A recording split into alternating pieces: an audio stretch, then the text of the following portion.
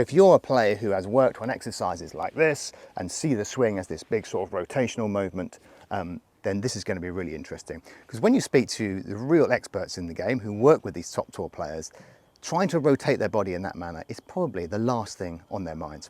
So that's what we're going to do today. We're going to speak to friend of the channel, Dr. Mark Ball, who has, he's one of the very top biomechanics. He's worked with over 100 tour winners and 20 major champions. And we're going to get his view on how players generate the rotation that we see, because it is most definitely not through drills like this.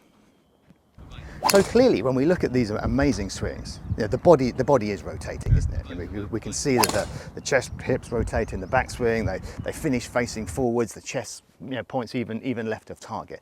But if we overly prioritize that sense of rotation, and it becomes this transverse rotation, rotating in this manner, then that is most definitely not a golf swing, and it leads to all kinds of troubles.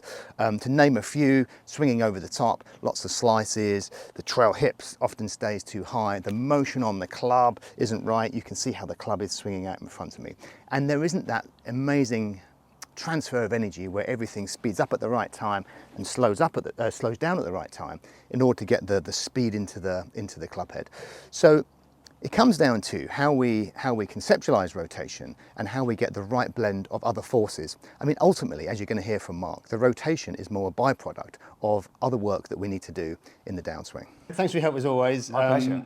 Hopefully you can help me clear something up. So, I mean, a pattern I see all the time with my students, and certainly in my own learning, has been the idea of rotating. I mean, clearly there's rotating and there's rotating. Yeah, I mean, you can look at it in many ways, that it's kind of how someone moves to produce the rotation is that better question. So you and I will see certain values, they rotate X, for example, but it's actually how they move to produce that value is far more of value. So not all rotations are made equal in that case. So it's understanding what's the system behind producing that rotational movement. So if you say, for example, just say the downswing is an example today, decide to, let's get rotation that way. Clearly that doesn't help, but there's not many players that you and I would know. A spin? Yeah, that would move that way and certainly be happy moving that way. So, quick location change then. This is my other coaching venue, which is Monterey Golf and Country Club in the East Algarve, and I'm just getting ready for one of my trips, and as you can see, they really kind of spoil me out here. This is our private grass range for my guests, and we've got short game over there. Monterey is continually voted the #1 course in Portugal. It is absolutely epic. The trips are 5 days. There's only 7 guests because it's really coaching focused, so we need to make sure everybody gets their due attention. But it's good fun as well. It can't just be serious coaching, can it? So 5 days, 7 guests. I run the trips in kind of October, November time, and also February, March. If you fancy joining me, I'd love to see you out here. Details are below. So if there is rotation happening, but the players aren't trying to rotate in that sense, then what are the forces that are behind a more healthy and functional sense of turning through the ball? So more so, what's of more value is the idea of kind of shifting and elevating, which is what helps then create that kind of that rotational movement. So more so in most players, when you look at, say, imbalances in many people, they're often too dominant in that movement. So I'm calling that transverse rotation. Yeah. Is that accurate? Absolutely right, but less dominant in this movement. That lovely kind of push off that trail foot, that lateral shift. So again, this has been very generic, so again, apologise to those that don't move this way. Typically, you'll see people very, very heavy in what you call transverse rotation, but somewhat kind of reducing that lovely kind of shift into that lead side, that push off that trail foot in transition. And there's that shift in elevation, which shoves us into a spin, a rotation. So to paraphrase then, what you're saying there then is as we shift off the trail foot, correct, and add vertical, add upwards force, we get rotation from that. Absolutely, we get shoved into a spin. Right. Okay. The short answer being that when you put a force through the centre of an object, it changes position. But if you apply a force not through its centre mass, it rotates. Yeah. So an example being, if we shift into that lead side and push up that lead foot, the force goes up that lead side of our body. This has been somewhat coarse, but I guess your viewers will see this. It shoves us into a spin, which is what you and I then see as rotation. Okay, so far from trying to create rotation, what Mark is saying is that the rotation of the body in the downswing we see with these elite players is actually a byproduct of other things going on. Notably, the lateral push with the trail side. So if I stick my right foot on this kind of force pedal and wedge and kind of drive off of it, you can see how as I drive laterally, so I'm driving in that direction, pushing the force away from me here. So imagining I'm sort of pushing the mat away from me. You can see how that pushes my left hip back and out the way and upwards. Much like, if you remember, if you saw my last video, we used the boxing analogy and that exercise of driving a cross punch and that coming from the trail knee and the hip. And again, I've got all this rotation without trying to do it in this manner. So if I go ahead and just gently hit the impact bag here, we start to get a sense as to how that works. So from the top of the swing, I'm probably 60-40 in weight distribution. And as I drop to push off that trail foot, I am, as we say, the left hip's moving back and out the way. My hips are opening up, if you like. But most notably, the force of the club is being driven in that direction.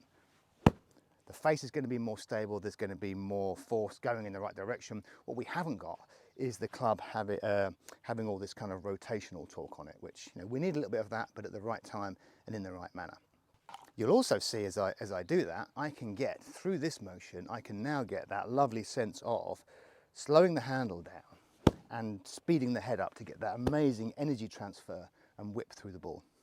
Let's see how all that looks on the force plates. Right, well, before we get into all that, let's just understand what we're talking about there. We are talking about applying a lateral force. So I've got a little foot wedge here and a force pedal, but you can sort of wedge your foot against the side of a mat, works the same. And it's that sense of a sideways push. So you might view that as a side jump or skating, if you like, similar kind of pattern. I'm getting low into my knee and hip to push away. Using the wedge, then I am using knee and hip to drive me in that direction, sending the force away from me like so. So these are all good devices to feel what is it to actually use the trail side to create some lateral force, as opposed to leaning or just jumping or all the other sort of bits and bobs that we do, or just rotating. Now clearly just rotating is not applying any force into the pedal. Now on the force plates, it gets quite interesting. So what you're seeing there is the red is my trail foot, the left is my lead foot, the yellow is the combination of forces. If I just move over here to the right, I can apply more or less force, it gets higher. So that's vertical force, same over here. If I want to create a sideways force, so that lateral force, I need to push the ground away from me over here, in which case you'll see how that red arrow starts to tilt. Interestingly, as I push the ground over here, I get a reaction from this leg, which is tilting both arrows in. And that is me trying to push the ground away that way. Now, if I just try and drop down and push, I can't really get the arrow to tilt. I'm driving off, I'm pushing, but I'm getting more vertical than sideways. I've got to kind of get into the ground and almost scrape the ground away from me to get that lateral shift. So then it would be top of backswing, get to backswing, and then really try and feel the ground, pushing the ground away. And in this case, I'm tilting that arrow inwards, pushing me in that direction. And as Mark would say, sending me into a spin. And that is a long, long way away from exercises like this. Now, for those of you who've been watching my series on the coachings of legendary tour coach Pete Cowan, you'll certainly recognize some of those patterns. In particular, his idea of outside rotation, which he absolutely hates. And that's very much in line with what we're talking about today. If you haven't seen that series, I'll link that down below. And just bringing today to a close then, am I saying we want to be dropping down and driving as hard as we can off the trail side? Well, I mean, that is an option, it's something to explore, but that's not really the point of the video. The point of the video is do not try and rotate really hard in this manner and do not prioritize rotation over some of the other things we need to do as well. So before I see you next time, keep practicing and good luck, play well.